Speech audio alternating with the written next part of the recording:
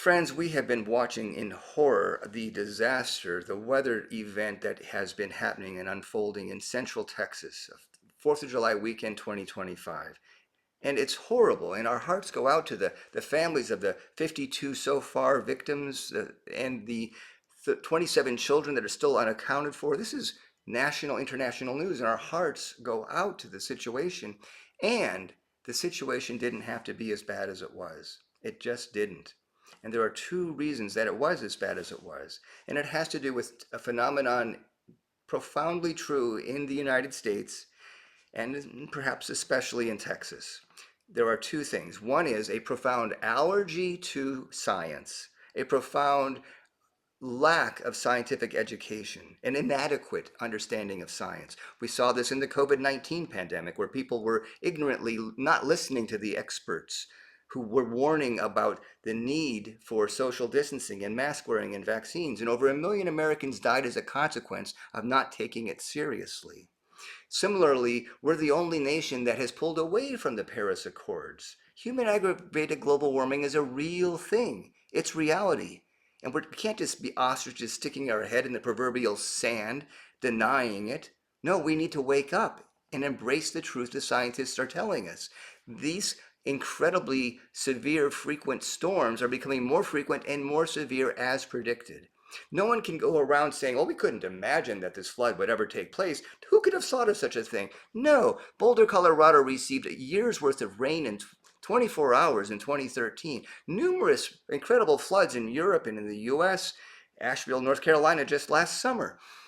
And this stuff is predictable. And in fact, that very river, the Guadalupe River, flooded in 1987, killing 10 teenagers. This is predictable. This is not unfathomable. This isn't out of the blue. This isn't an unexpected thing. No, this is predicted. And happily, some people south of the river in 1987 used their brains and put together a series of siren systems to have flood alert warnings. But that didn't expand to the entire area. Why? Again, it has to do with a profound sense of denial of reality and a choosing to be ignorant of science and not listening to the scientists and not wanting to spend money on things that could happen. No, these things that are likely to happen. And taxes do help society. They help the common good, people. They really do. Let's help the common good. Similarly, the second issue that's wedded to the ignorance of science is a preponderance of crap theology in the US and perhaps especially notable in many parts of Texas. As theology that it has God being a puppet master in the sky who controls everything, supernatural theism. God controls everything. We're just puppets on strings who God controls. The weather too. It's all acts of God. We don't have any part in this. No, that's crap. We can't just get ourselves off the hook. We have a role to play. We need to use our brains. And then wedded to that supernatural theism is this notion of a rapture, Jesus coming back soon.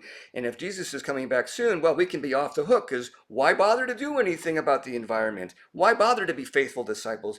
God's going to come back and take care of everything. A new creation is going to happen. Fiction that we tell ourselves to allow ourselves to rationalize away the call to be good stewards of creation. So let's take science seriously. We can not just listen to the experts, we can take science classes online from good universities. We can learn with the experts and get what they're talking about. It's available. Let's do it. And we can reject crap theology and embrace healthier theology that has us embracing the God-given intellect and working to help create a better world. Yes, let's come to God. Let's do so using our brains. Amen?